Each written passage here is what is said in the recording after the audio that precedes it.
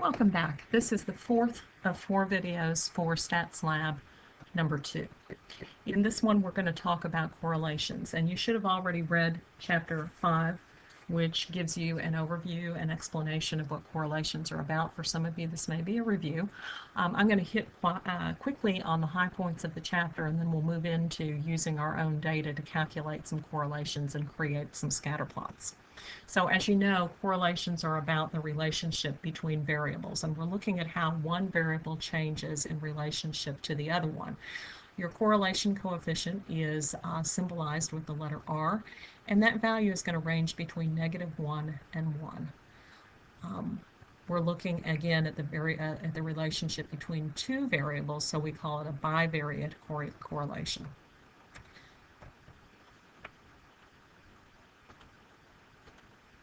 All right, so as you know, a positive correlation means that both variables are changing in the same direction.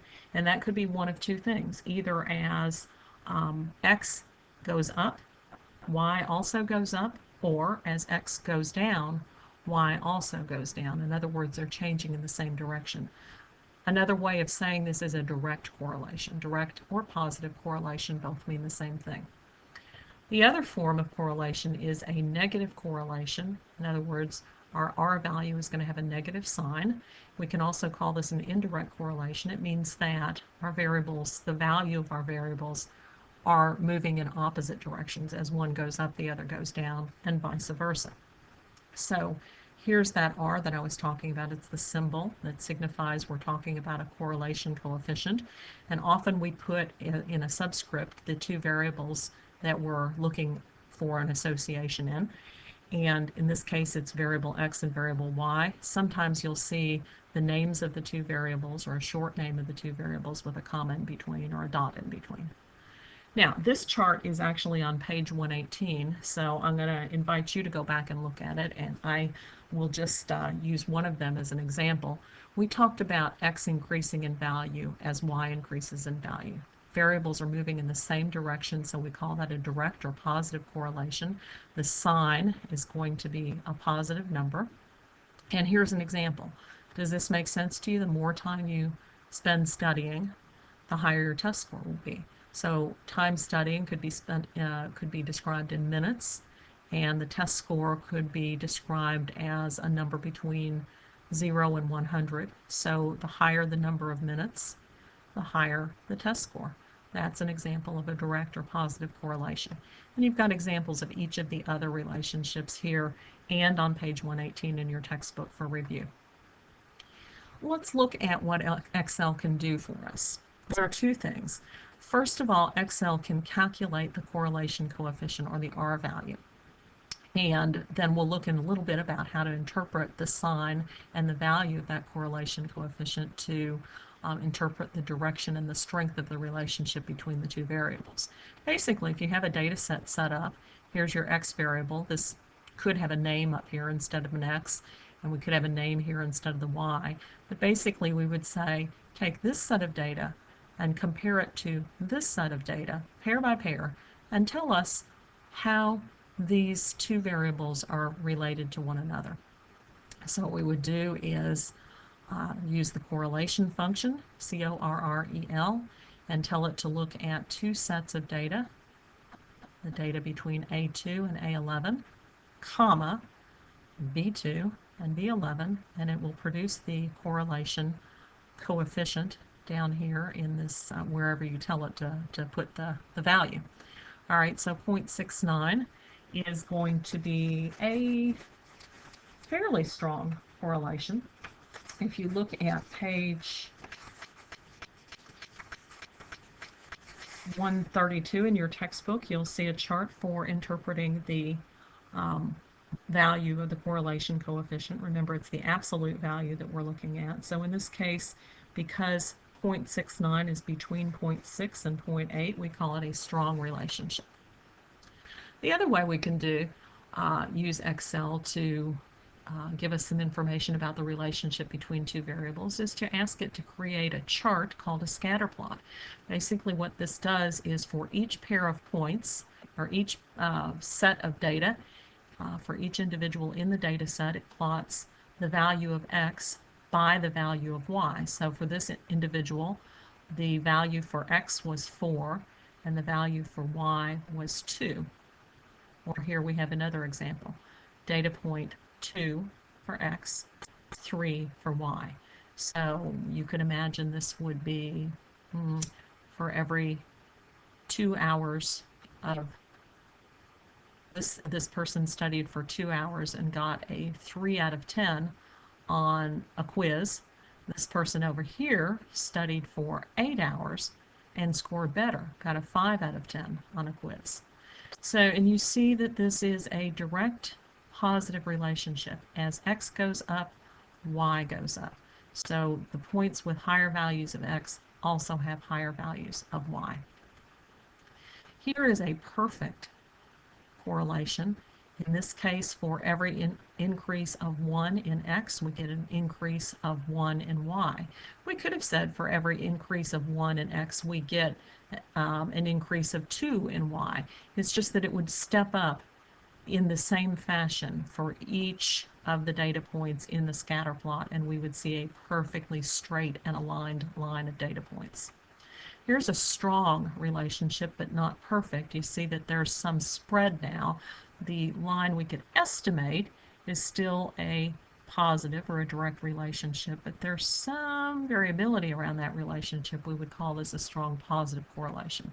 Here's a strong negative correlation.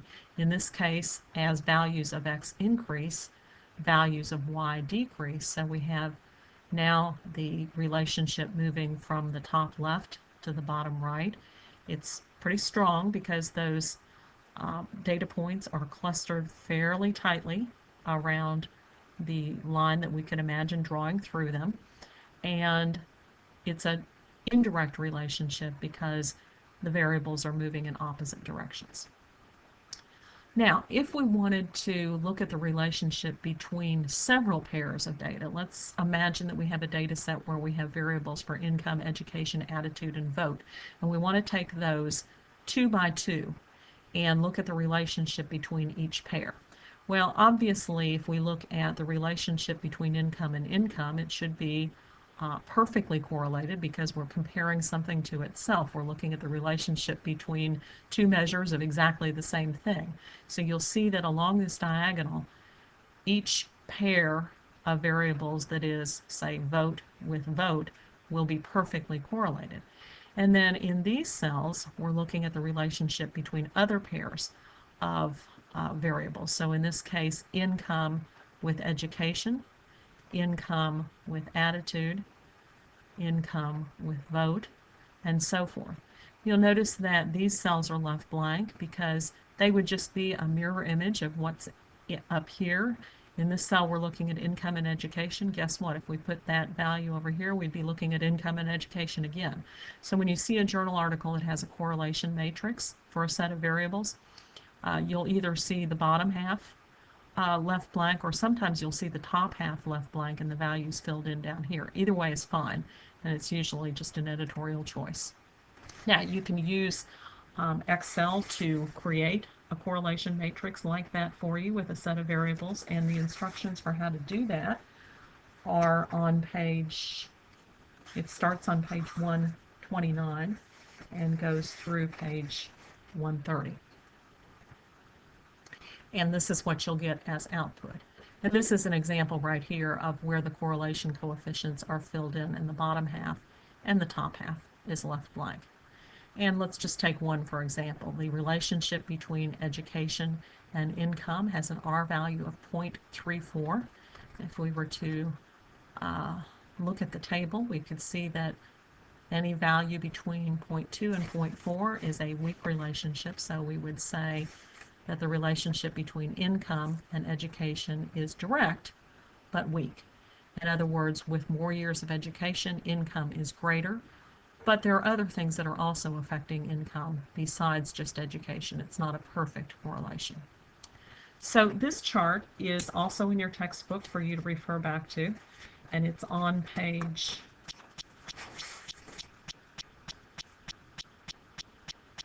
132. And so you see that For example, a correlation coefficient whose absolute value is between 0.0 and 0.2 is a weak, and the closer it is to 0, the closer it is to indicating no relationship at all. And you'll also notice that there's some overlap, that 0.2 is belonging to two categories, as is 0.4 and 0.6. So when you're right on the border, it's a little bit of a judgment call. If in doubt, probably go conservatively and put it in a weaker category if you're needing to make a judgment call.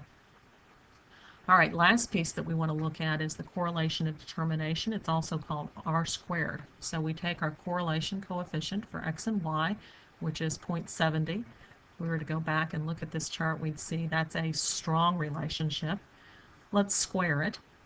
That's equal to 0.49, which means that 49% of the variability in y is explained by x, or conversely, 49% of the variability in x is explained by y. That's pretty high. Now, you can also take the difference, 1 or 100% minus 0.49 or 49%, means that 0.51 or 51% of the variability fails to be explained by the relationship between these variables. So there's some other things influencing what's going on in either one of these values, aside from the relationship between the two. Here's a picture of that visually. For example, let's say we have variables x and y and their correlation is 0. That means there's no relationship between them. There's no overlap in those values. When we say r squared is equal to 0, or 0% of the variability in one is explained by the other. For a correlation of 0.5, and if we go back a couple slides, we can see that's a moderate relationship. There is some shared variance, and we see that 0.5 squared is 0.25, or 25% of the variability in one is explained by the other. So there's some relationship between the two variables, and it's a moderate relationship. Here's a very strong correlation, 0.9. R squared then would be 0.81. We say 81% of the variability in x is explained by y, and vice versa. Now, remember that with correlation, it's just a relationship. It does not indicate that x causes y or y causes x. That's a different kind of research question that we'll talk about later in the course. And the last thing I want to show you is just this chart that's at the very end of Chapter 5. And it gives you some other kinds of correlations that you can compute. We're not going to do these in this course, but this would be for a later statistics course, or for another day, or if you're interested in knowing more, we can get you some information on that. But just so you know, correlation coefficients are always relationships between two continuous variables. So you need variables that are things that can be counted, like the relationship between age and number of years of education. You can't calculate an R value for categorical or ordinal kinds of variables.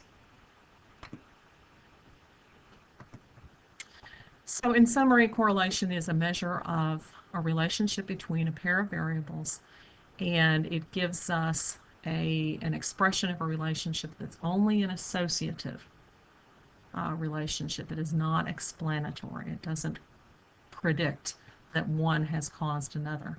It does give us valuable information about relationships, and especially how variables change or remain the same as the value of one changes.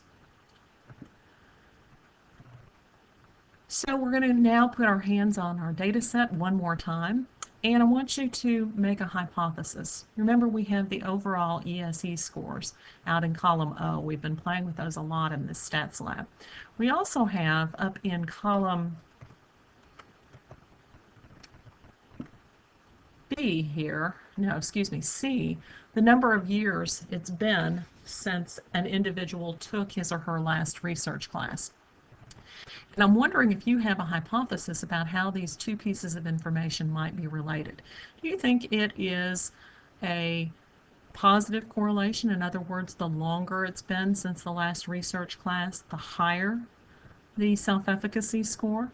Or do you think it's an indirect or negative relationship? The longer it's been since the last class, the lower this score is going to be. make a prediction or set your research hypothesis for what you think this will be, and then we're going to look at it. Here's what we're going to do. We're going to use Excel to create a scatter plot so that we can visually look at the relationship between each of these pairs of data. So for each person, well, not for each person, for people that are in the regular program, we have a value for number of years, and we have a value for ESE scores, and we're going to be looking at the relationship between those graphically. Then we're going to use Excel to to compute the correlation coefficient to mathematically tell us the strength and direction of the relationship. And finally, we're going to calculate R squared, the coefficient of determination, which will tell us how much of the variability in ESE scores is explained by the number of years since the last research class. So here we go. Let's go down to the bottom of this table and I'll get rid of this.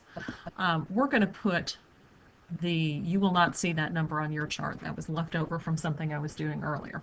Okay, we're going to put a chart, a scatter plot chart, right down here. And here's how we create it. We want to go up to our data, and we want to highlight all of the information in the number of years. And then, now this is tricky. We also need to grab all of the information over here. And you have to hold down your control key while you're grabbing this information so that you highlight both columns.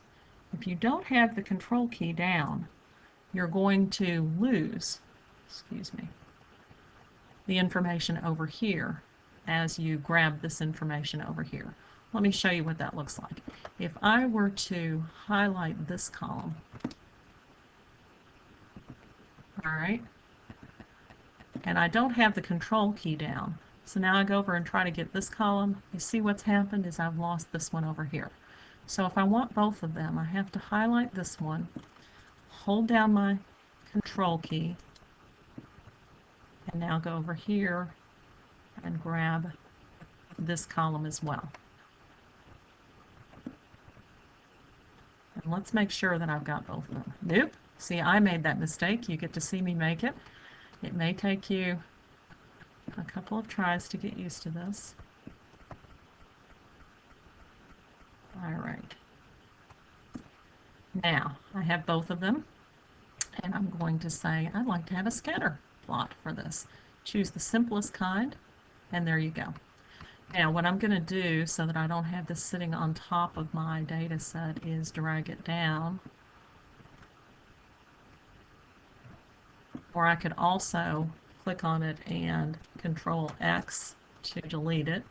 Come down to where I want it to be, Control V to paste it. All right. Now, let's clean it up a little bit. We want to put a title on this.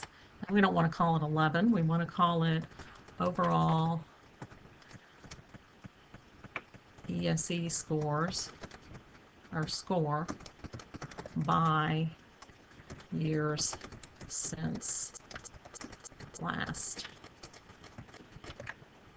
Research Class.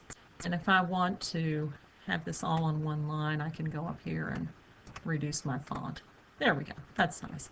Now, also, this little legend is not telling us anything, so I'm going to get rid of that.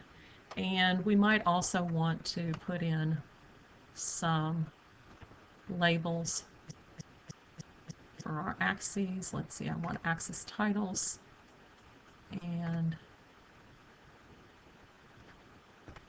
so now it gives us a title, and we want this to be years since.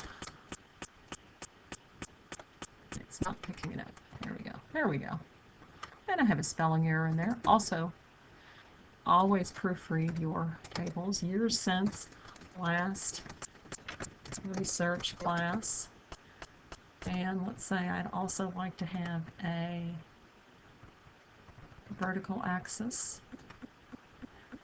And I want this one to be ESE. score. All right, now let's look at it and see what it means. We might even want to make it just a tiny bit bigger so it's easier to see. All right, do you see a pattern here? If I were to look at the relationship, I've got these folks down here, very interesting. Those it's been 1 year since our last research class, we have quite a variability of ESE scores. Let's ignore those for the moment and look at this person who it's been 2 years since the last research class, a very high ESE score. Out here, we've got a couple of folks, it's been 5 years since their last research class, and a lower ESE score.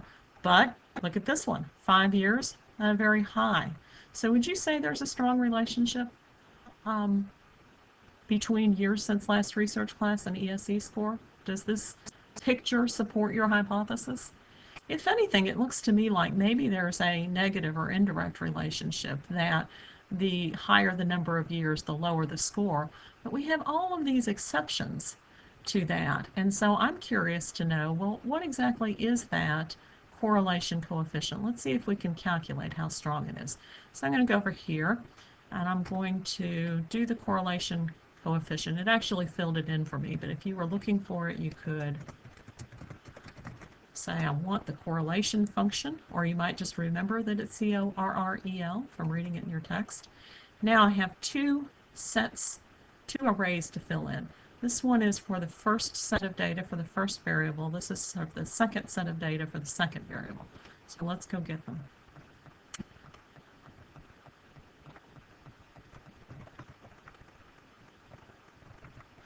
All right, so first we want to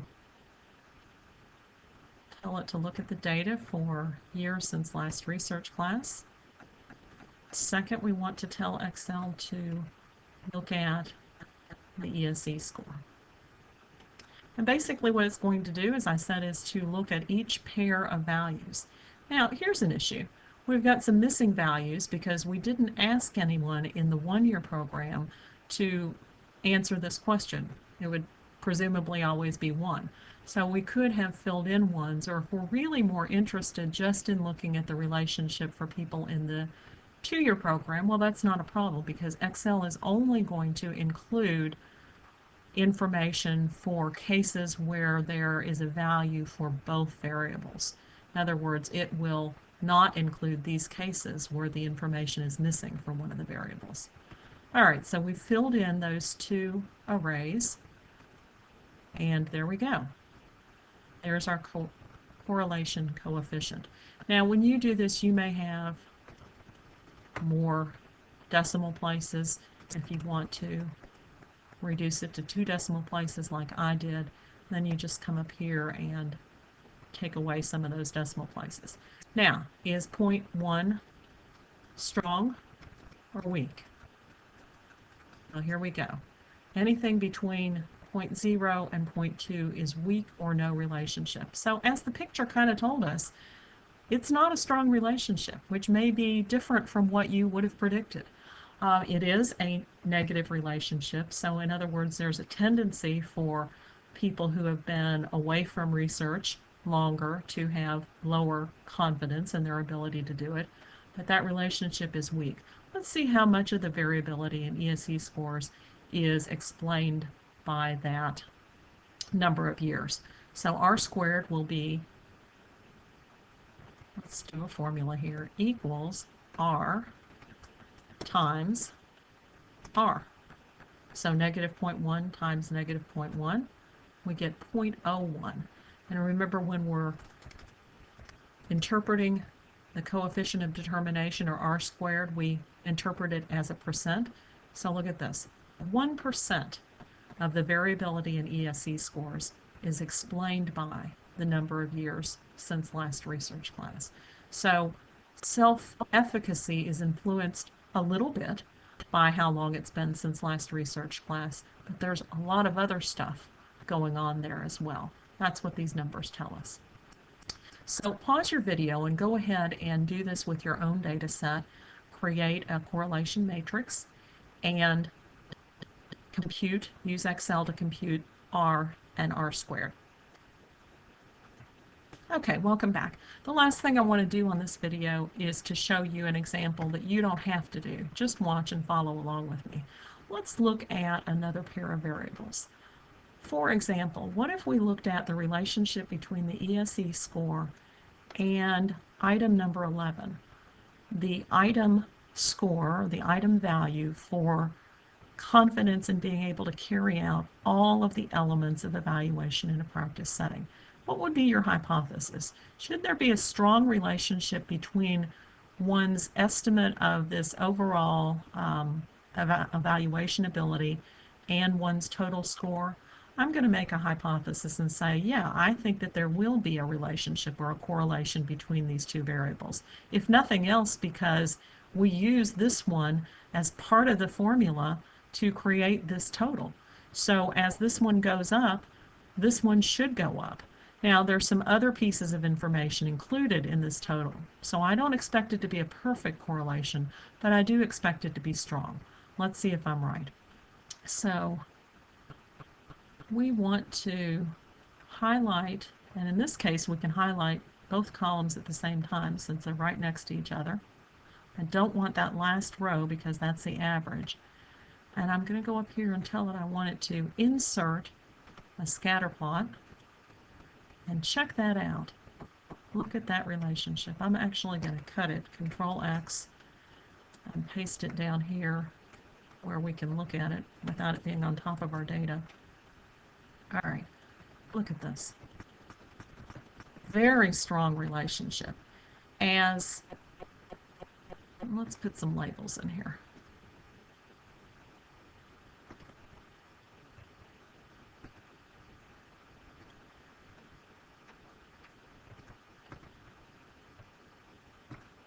All right, this one is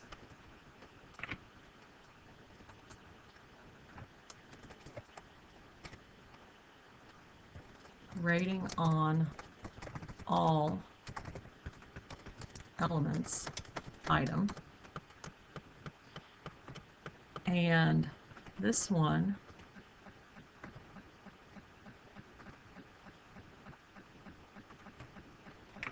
is ESE score. All right, so as our rating on the all elements item goes up, the total ESE score goes up as well. This looks like a pretty strong and direct positive correlation to me. Let's calculate the R value and see if I'm right. I think it's actually predicted correlation, so here we go. I want this column, and I want this column.